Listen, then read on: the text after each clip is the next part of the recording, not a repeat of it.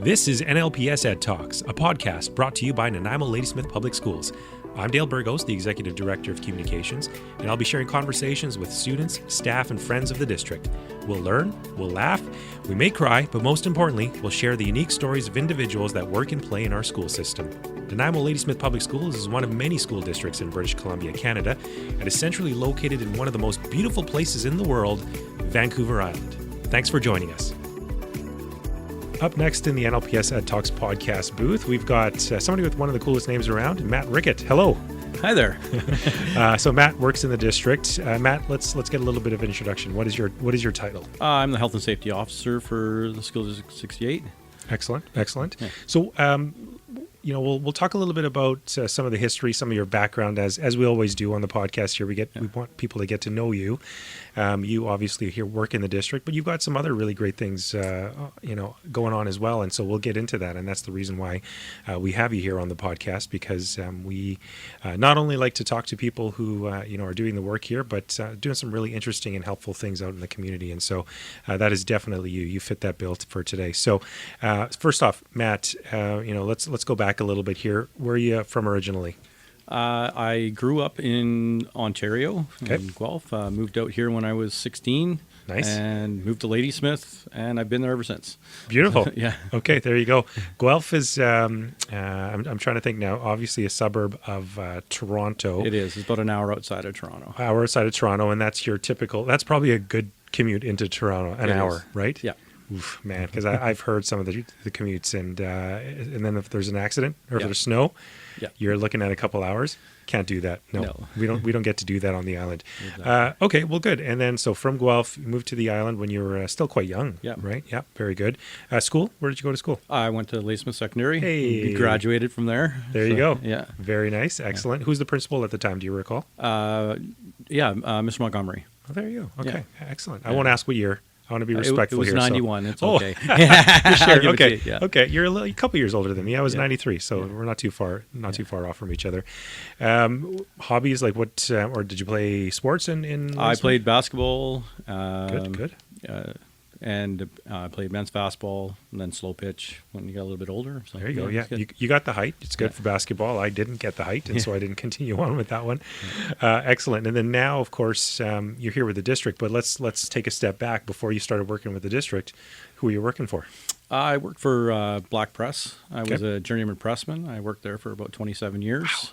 Wow. Nice. Yeah, and then had to leave there, and I got my degree in Occupational Health and Safety. I was the health and safety for Black Press as well, and then I got on here. So okay, well, I mean, I got to ask because I'm a former broadcaster journalist, and when I hear this, I have to ask. So Black Press, it's still there. Am I not mistaken? They still print. Yes. They do still print. They amalgamated all the presses all into one now, so it all comes out of Ladysmith.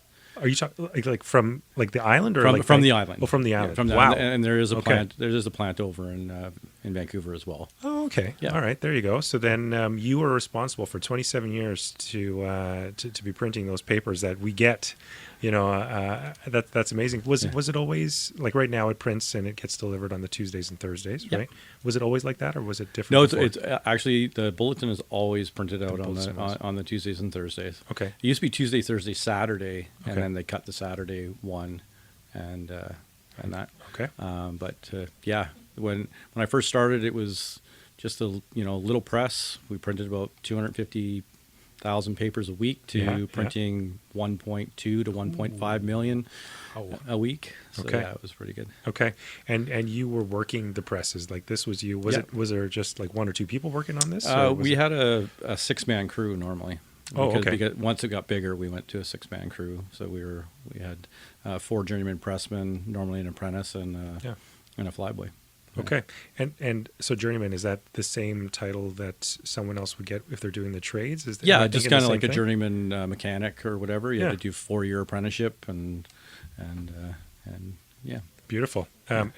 Ever any of those days where the papers get stuck and goes down the wrong thing, and then it just all Yes. Oh, really? Yeah, there have been many days like that. Wow. You got to get a jam and you're down for 4 or 5 hours, but Okay. you still got to get the paper out. So That's right. People are expecting it, right? There you go. I love it. And, I wish we could dig a little bit deeper on that one, but I think we've got a little taste of what you did in the past. Yeah. And then now fast forward, we've got you here now. How long have you been with the district? 8 months now. Okay, 8 months. Yeah. Excellent. And and I'm also the deputy chief in Ladysmith. There you go.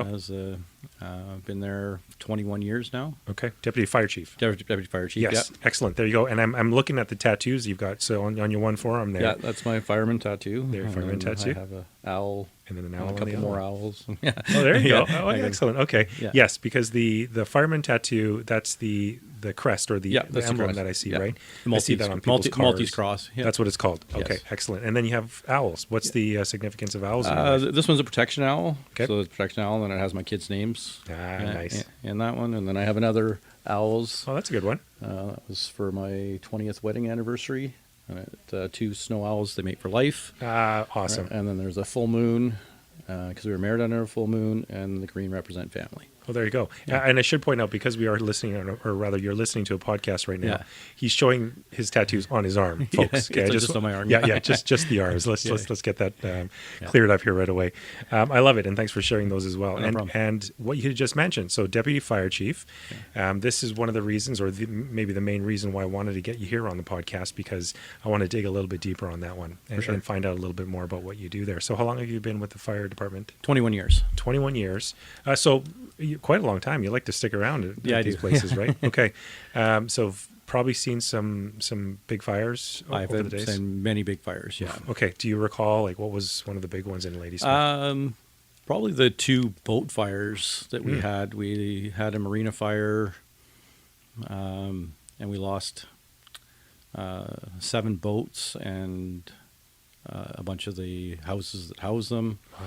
And then just a few years ago, we had one in the storage area for boats as well. Yeah. And that one we lost 11 boats and everything else. So yeah. Oh, that's tough. Yeah. And many house fires and Of course. car fires and Of course. Yeah. Very, very good. Yeah. And I mean, being the deputy fire chief, but you're also working here in the district. Yeah. I mean, does that make it difficult, or how does that work? It does make it a little bit difficult because Yeah. I got to some time management and Yes, stuff like of that course. because I spend a lot of time at the fire hall. So Of course. balancing sleep in there Who is needs good. sleep? I Yeah, mean, that's really.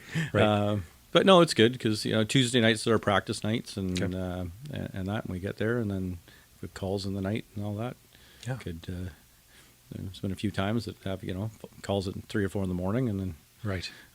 go to bed for an hour and come to work. Yeah, exactly. So, Yeah. and your, I don't want to call it, but your region, your catchment, what would you cover? Is it just the town of Ladysmith, or are you? Yeah, it's outside? just the town of Ladysmith. Okay. It's basic from just before Oyster-Stolo Road Yes. to Panorama Ridge, just Okay. outside of Ladysmith. Right. We call it Porter's Farm. We go out there, but then we have mutual aid agreements with Chemainus and North Oyster. So we have it's kind of auto mutual aid. So if they get a structure fire, we automatically go. Oh, And okay. so that we'll cover that area and all that too. Okay. And Yeah. because they don't have their own? Or Just so that we have a lot of coverage, just in case, right? Okay, because there is CVRD, I guess, Yeah, would there also are. be a part of this as well. Okay, Yeah. so they've got their own thing here too. Yeah. Okay. You ever fight any, well, I mean, we're going to transition into this. Forest fires, has there ever been anything in Ladysmith area that you've ever Yeah, had to- there was one out in North Oyster Yeah. a few years back. It was Right. on the farmland, and it took out that. Yeah, I was out there for that. Yes. Was that Last the one with the tires? Was it? or that am I was thinking that of a was different one? that was a Snitzer fire. Oh. That was just a big recycling plant caught on fire. In Oh. there. But no, this was just a different one. It just caught the farmland on fire. Guys, I think tractor overheated and caught some hay on fire, and then literally took off across this field. Oof. So yeah, we were out there for a few hours. When it's dry, Yeah. right? It can just go. it'll go. Okay. Well, and that's why I've got you here, and this is one of the other big reasons. And so you just came back from a trip, but I should point out too, the day that we're recording this podcast, Nanaimo happened to have a little bit of smoke in the air. It did have Right. some smoke in there because there's Woke up. two fires going on the island right now. There's one just outside of Port Alberni that they have under control. Yeah. And there's another one that I last saw was 90 hectares just outside of Sayward. Yeah. Okay. All right. So that would be why the smoke's in the air. Yes, you can definitely. It's woke up this morning, and as I was telling you earlier, when the sun comes up and you've got that certain color light that's shining through your windows, you know there's some smoke in the air, right? Yeah, exactly. Yeah, definitely. Hopefully, hopefully those fires go out very, very quickly. We haven't received much rain. No, we haven't. Lately. I'm not sure what it's like up North Island, but definitely here in the Nanaimo Ladysmith area, it's been pretty dry. So cross my fingers that those fires get out pretty quickly and everyone's safe and fine. And let's go back a little bit here because you said or rather, I started saying it. You just came back. Yes. From Fort St. John. There you go. And what Yeah. was happening up in Fort St. John? They had an 18,000 hectare fire going up there. And if you want a comparison to that, as I was told, if you go from tip to tip from Nanaimo and all surrounding areas, that's 9,000 hectares. Wow. So twice the size of Nanaimo. Twice is the size. how big the fire was. Okay. And as background here, because not everyone may be listening to this right away, so there's been some significant forest fires in Alberta. They started quite early this year, from what I had seen in the news, which has ravaged a lot of the province there and has been affecting communities all across. And then now BC's starting to get a lot of those forest fires as well. It's about a month earlier than normal. Oh, really? Yeah. Okay. Yeah. So it's one of those years where I think last year was it? It wasn't. We didn't start getting them until like mid-July is when they really started. Yeah. And this year to have it, mid-May That's early. Very early. And that's surprising because it seemed like there was winter. We didn't have a spring. Yeah. Right. And it was raining. The weather was terrible. And then all of a sudden the good weather came and stayed. I didn't think that we would be seeing this early in the year. There just wasn't enough rain. There's a lot. I think water restrictions are going to be big this year because I don't think we got enough of the saturation that we needed to sustain things. So I think we could see a pretty significant fire year this year.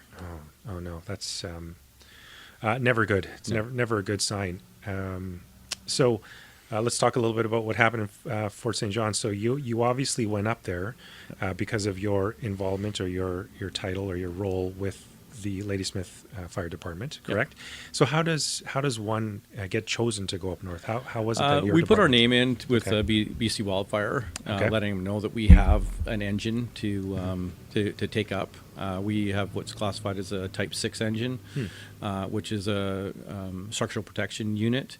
We have limited water on it, but we can go around and do spot fires and stuff like that. So our area, when we were up in Fort St. John, was to cover about a 30-kilometer area for sparks and everything else falling. And we get calls saying, "Hey, there's a spark watch here.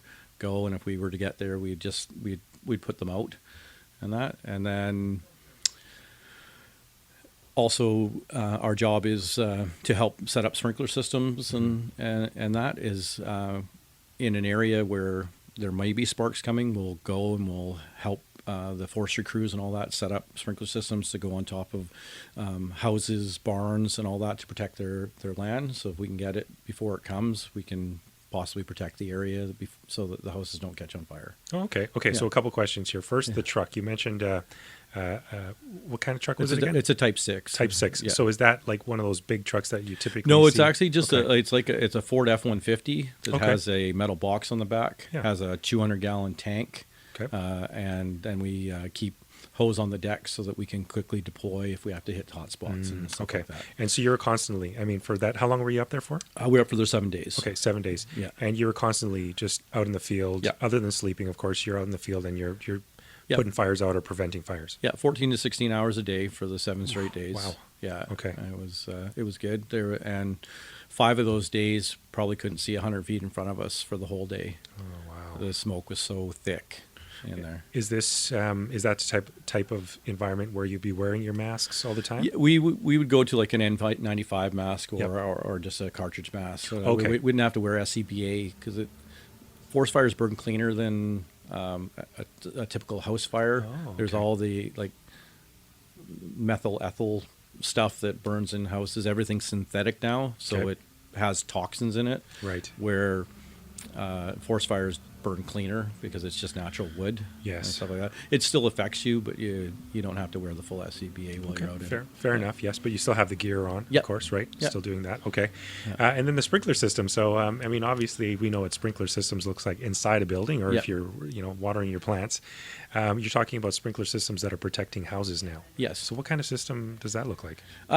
We put like literally like a regular sprinkler system, and we'll attach it to the eaves and make sure that it sprays out in front of the of the home, but it Yes. also sprays the roof and all that. Yes. And basically keeping embers from coming in to that. Oh, okay. And then if Right. you have like open vents and all that, Yeah. we'll like tape them off with plastic and all that, so embers can't come inside the house. okay. Because most times with heating system, they like to suck air in, Yeah. and that's what we don't want, because we don't want them suck in hot embers into that. So we'll make sure that we mask those off so that nothing can get in.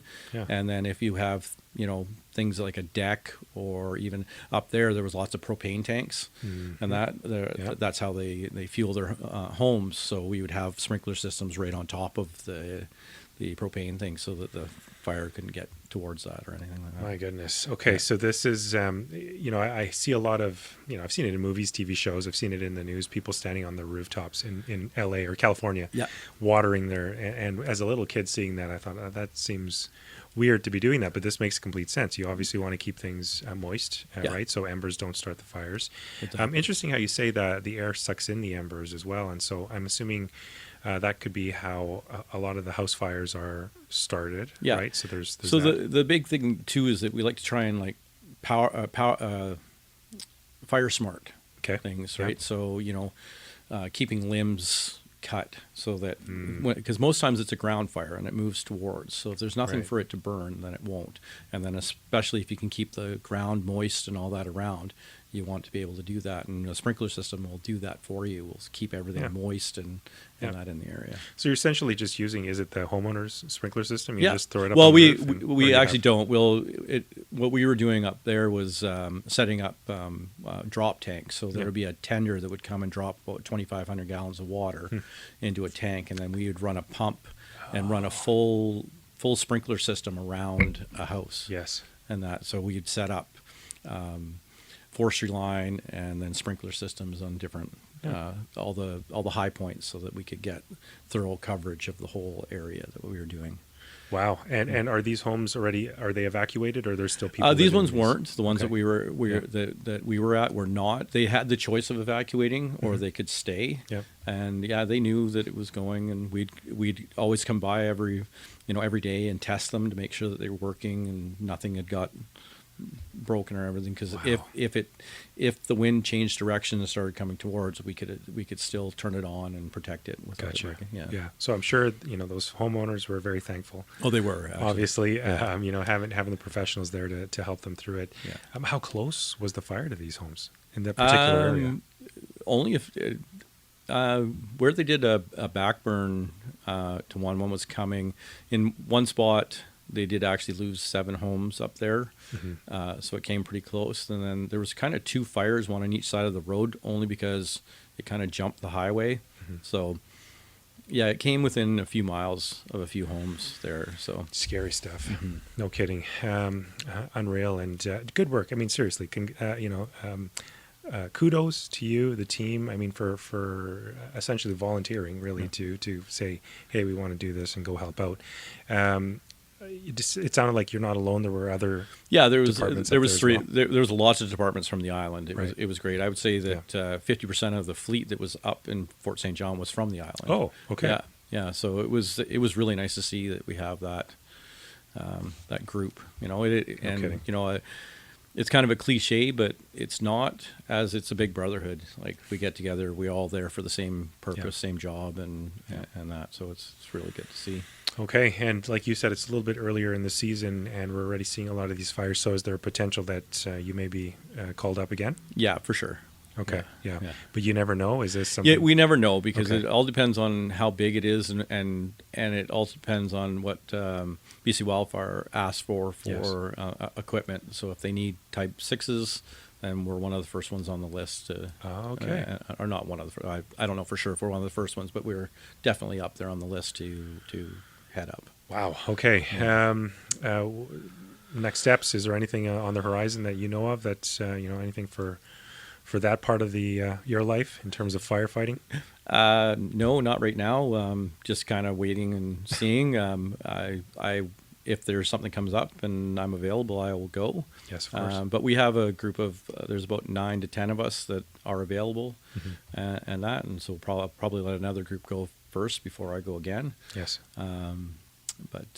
Yeah, I mean, we're just going to monitor the ones that are on the island right now and see how things go. Yep, there you go. Yep, you're close by and you're always ready to go. Yeah. Well, now that we've got that talked about, I mean, let's talk a little bit about what you do here in the district. I mean, health and safety is a big piece of your job, obviously. Well, it is your job. I mean, that's what we're looking at here. But I personally, I've seen a lot of benefits to having your crew. I mean, there's been many times where somebody would come by and assess my office and tell me what things work, what doesn't work safety-wise. Yeah. There's been times where I'm like, hey, listen, my wrist is hurting. Even things where it's ergonomics. Yeah. That's all part of the conversation as well. What type of mouse do you use? And so this position, what is your focus? What's your portfolio? My portfolio is ergonomics. Of course, fire safety. I'm really big on that in there. And like Arlen, he's great. He leads a good team, and we go out to schools and we assess if they have any issues and problems. We get lots of phone calls all the time on different issues that are going on, and training. We do lots of training. Yes, that's a big one. Yeah, and we make sure that everybody knows about all the drills, evacuation, lockdown, all that sort of stuff. So we're really doing that. Yep. When new employees come in, we've been training them and orientations and that. So that's right. Yeah, that's kind of my job. And then if I have to, there are days that I actually have to go and do first aid at schools. If they don't have if we can't find anybody to fill. Oh, I see. Okay, so not that you're training, but you have to just fill in. Yeah. Because there's the 1 or 2 staff members or whatever the number is. Yeah. Okay, so then you go and jump in there too. Yeah. Very nice. And you mentioned Arlen earlier, so I should point out here, Arlen Villad is our manager for health and safety, or safety and wellness. And so he's not been on the podcast, but he definitely is sometimes too busy to even have a conversation with. So there's a lot of stuff going on. Yeah. And also a great job, because really a lot of the training that's involved, I mean, health and safety is utmost priority for students and staff, right? Yes, it is. We want to make sure everyone's doing the right things. And, you talked about the drills. And so somebody had a question about the other day. How many lockdown drills do you do? And so I believe there's how many in a year? In the school, there's six fire drills that have to be done. Three in the winter, 3 in the spring and that. Lockdown is twice a year, hold and secure twice a year. Yep. Everything else is kind of doubled. Fire drills are 6 times a year. Right. So you got to do every one at least twice, and just fire drills 6. Okay. And then there's also the Great BC Shakeout. The BC Shakeout, we do it twice a year. For the main one for the province is October. Yes. But then we try to run one in either May or June. Just to have another one, just to see if people are still prepared. Yes. Yeah. And I, for one, really appreciate those. I mean, we take these very seriously, and we practice these. And I have to say, when we train and people get together, and we're doing the Great BC Shakeout, for example, and we're doing the radio call outs to all the schools, and they're reporting in their structures. It's a well-oiled machine. Like, they do a great job, and I think a lot of it has to do, obviously, with the training and the direction from your department. Yeah, it's really good. Yeah, we're streamlining it. There's just there's a few things that we're working on to make it even better for schools. But overall, the participation and getting it out there is really well done. Yes, for sure. I agree with that. Well, I don't want to keep you because there's always emergencies. There's always something going on. So I wanted to say, first off, thank you for all the work that you do, not only here in the district, but in the community of Ladysmith and across the province. Well done. Kudos, because you are helping people out there, saving lives, and you're doing a good job on that end. And really, just thanks for spending the time with us. Well, thanks for having me. I really appreciate it. Well, good stuff. All right. Have yourself a great day. Yeah, you too. I know.